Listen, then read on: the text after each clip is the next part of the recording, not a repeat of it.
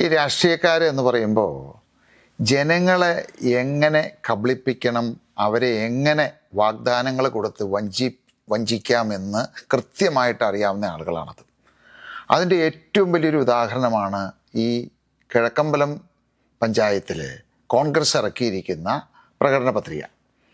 അതിൽ ഒന്നാമത് പറഞ്ഞിരിക്കുന്ന കാര്യമാണ് ഭക്ഷ്യസുരക്ഷ നടപ്പിലാക്കും എന്ന് പറഞ്ഞു കഴിഞ്ഞാൽ 50% വിലക്കുറവിൽ പച്ചക്കറികൾ, ഭക്ഷ്യസാധനങ്ങൾ, നിത്യോപക സാധനങ്ങൾ ഇതെല്ലാം 50% വിലക്കുറവിൽ കൊടുക്കുമെന്നാണ് പറഞ്ഞിരിക്കുന്നത്.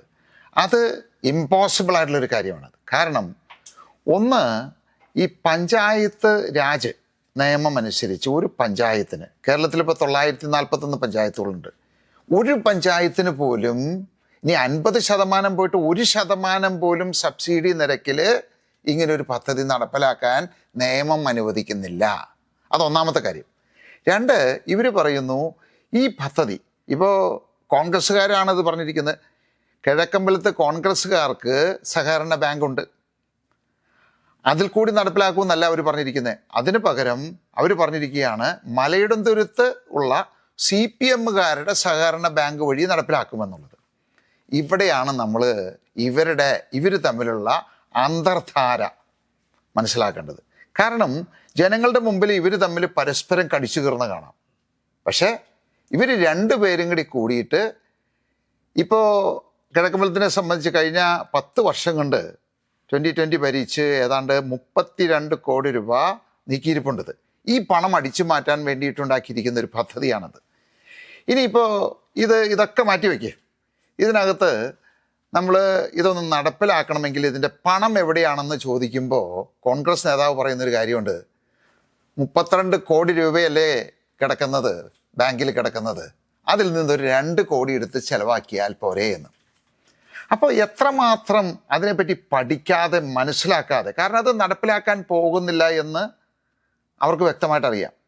കാരണം ഈ കിഴക്കമ്പലം പഞ്ചായത്തിൽ ഏതാണ്ട് വാടകക്കാരടക്കം ഏതാണ്ട് 14,000 കുടുംബങ്ങളുണ്ട്.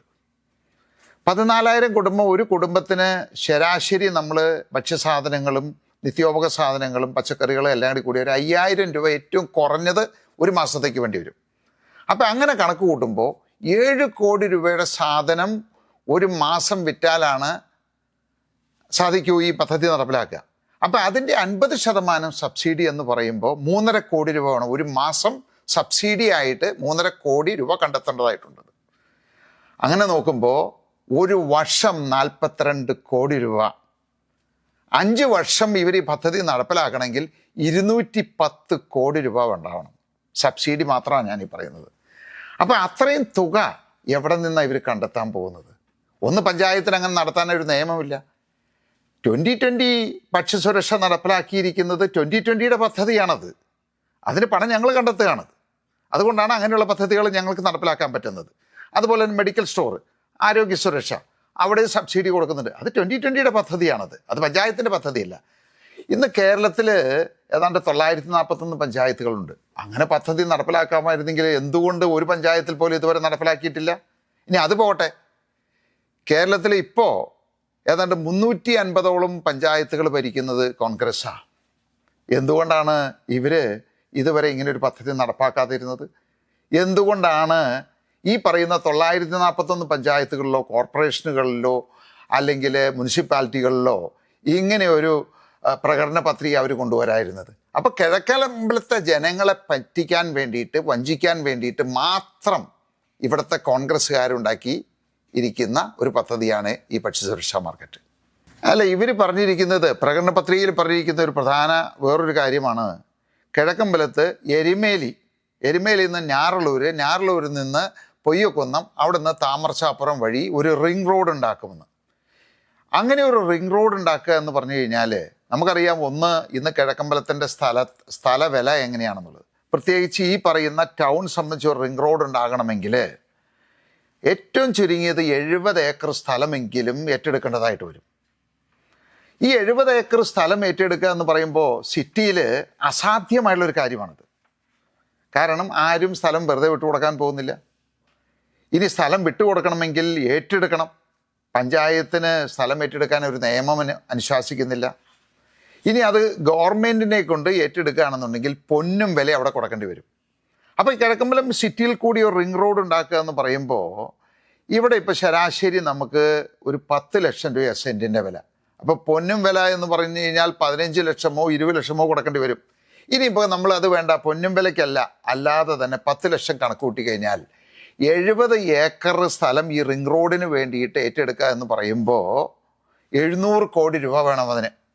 ഇനി അതുമാത്രമല്ല, അതിൻ്റെ റോഡ് നിർമ്മാണം വീണ്ടും ഒരു 250 കോടി രൂപ വരും. അപ്പോൾ അങ്ങനെ കണക്ക് കൂട്ടുമ്പോൾ നമ്മൾ 950 കോടി രൂപ ഉണ്ടെങ്കിലാണ് ഇവർ ഈ പറയുന്ന പദ്ധതി നടപ്പിലാക്കാൻ പറ്റുള്ളൂ. ഇതിനുള്ള പണം എവിടെയാ? ഇതെന്നെ കോൺഗ്രസ്സുകാർ കൊണ്ടുവരാൻ പോരുകയാണോ? ഇത് എവിടെ നിന്നാണ് ഈ പണം ഉണ്ടാവുക പഞ്ചായത്തിൽ? അതിൻ്റെ ആവശ്യമുണ്ടോ?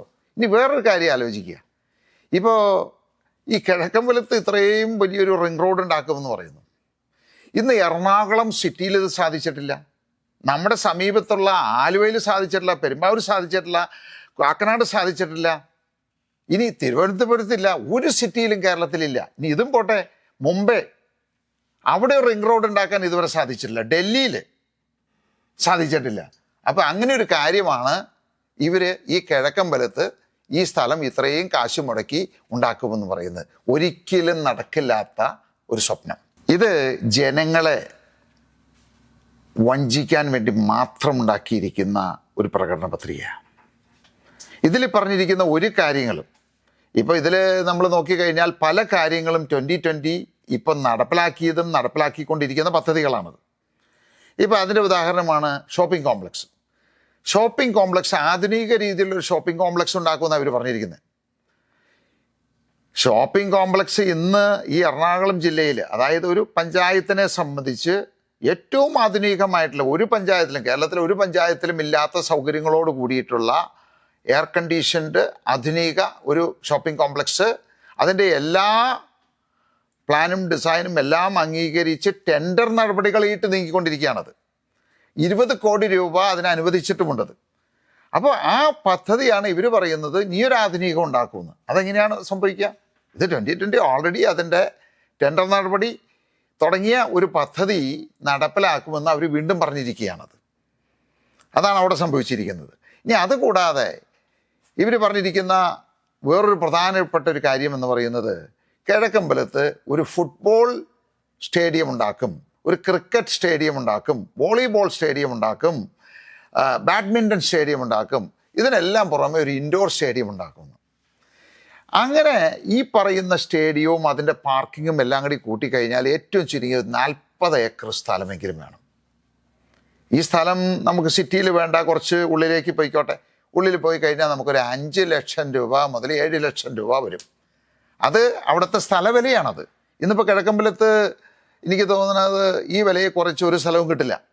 അപ്പോൾ ഈ 7 ലക്ഷം രൂപ എന്ന് നമ്മൾ കണക്ക് കൂട്ടിയാൽ 280 കോടി രൂപ വേണ്ടി ഇവർ ഇത് നടപ്പിലാക്കണമെങ്കിൽ, ഇന്ന് ഒരു സ്റ്റേഡിയം നിർമ്മിക്കുക, ഒരു ഫുട്ബോൾ സ്റ്റേഡിയം ഉണ്ടാക്കുക എന്ന് പറഞ്ഞു കഴിഞ്ഞാൽ ഏറ്റവും കുറഞ്ഞത് 150 കോടി രൂപയെങ്കിലും വേണം. അല്ലെങ്കിൽ ഒരു ക്രിക്കറ്റ് സ്റ്റേഡിയം ഉണ്ടാക്കാൻ 150 കോടി വേണം. അത് നമ്മൾ ഗൂഗിളിൽ സെർച്ച് ചെയ്ത് നോക്കി അറിയാം, ഞാൻ പറയുന്നതല്ല. അപ്പോൾ അങ്ങനെ കണക്ക് കൂട്ടിക്കഴിഞ്ഞാൽ നമ്മളൊരു 300 കോടി രൂപയെങ്കിലും വേണ്ടി വരും ഈ പറഞ്ഞിരിക്കുന്ന സ്റ്റേഡിയങ്ങളെല്ലാം നിർമ്മിക്കാനായിട്ട്. അപ്പോൾ 280 കോടി രൂപ സ്ഥലത്തിൻ്റെ വില, 300 കോടി രൂപ നിർമ്മാണം, അങ്ങനെ കൂട്ടുമ്പോൾ 580 കോടി രൂപ വേണം. അപ്പോൾ ഇവർ പറഞ്ഞിരിക്കുന്ന ഈ 3 പദ്ധതികൾ, അതായത് ഭക്ഷ്യസുരക്ഷ, റിംഗ് റോഡ്, അതുപോലെ സ്റ്റേഡിയം, ഇതെല്ലാം കൂടി നടപ്പാക്കണമെങ്കിൽ ഏകദേശം ഒരു 1800 കോടി രൂപയെങ്കിലും ഉണ്ടെങ്കിലേ ഇത് നടക്കുകയുള്ളൂ. ഇതാരാ? കോൺഗ്രസ് പാർട്ടി കൊടുക്കുമോ അത് ഈ പണം? അല്ലെങ്കിൽ കേരള ഗവൺമെൻറ് കൊടുക്കുമോ? ഈ കിഴക്കമ്പലം പഞ്ചായത്തിന് മാത്രമായിട്ട് ഇങ്ങനെയുള്ള പദ്ധതികൾ നടപ്പാക്കാനായിട്ടുള്ള അനുവാദം ഗവൺമെൻറ് കൊടുക്കുമോ? അപ്പോൾ ഇത് 3ഉം സാധ്യമല്ലാത്ത, ഒരു പഞ്ചായത്ത് ഭരണസമിതിക്കും സാധ്യമല്ലാത്ത പദ്ധതികളാണത്. അപ്പോൾ ഈ 2020 ഭക്ഷ്യസുരക്ഷ നടപ്പിലാക്കിയപ്പോൾ ആ ഭക്ഷ്യസുരക്ഷ മോഡല് ഇവർ അനുകരിക്കാനായിട്ട് ശ്രമിച്ചതാണ്. പക്ഷേ ഇവരുടെ ഉള്ളിൽ ഇതിൽ നിന്ന് ഈ പഞ്ചായത്തിൽ നിക്ഷേപം ഇട്ടിരിക്കുന്ന 32 കോടി രൂപ അടിച്ചു മാറ്റുക എന്നുള്ള ലക്ഷ്യം മാത്രമാണ് ഈ പദ്ധതികളും ഈ പ്രകടന പത്രികയിലും പ്രധാനമായിട്ട് നമ്മൾ കാണാൻ സാധിക്കുന്നത്.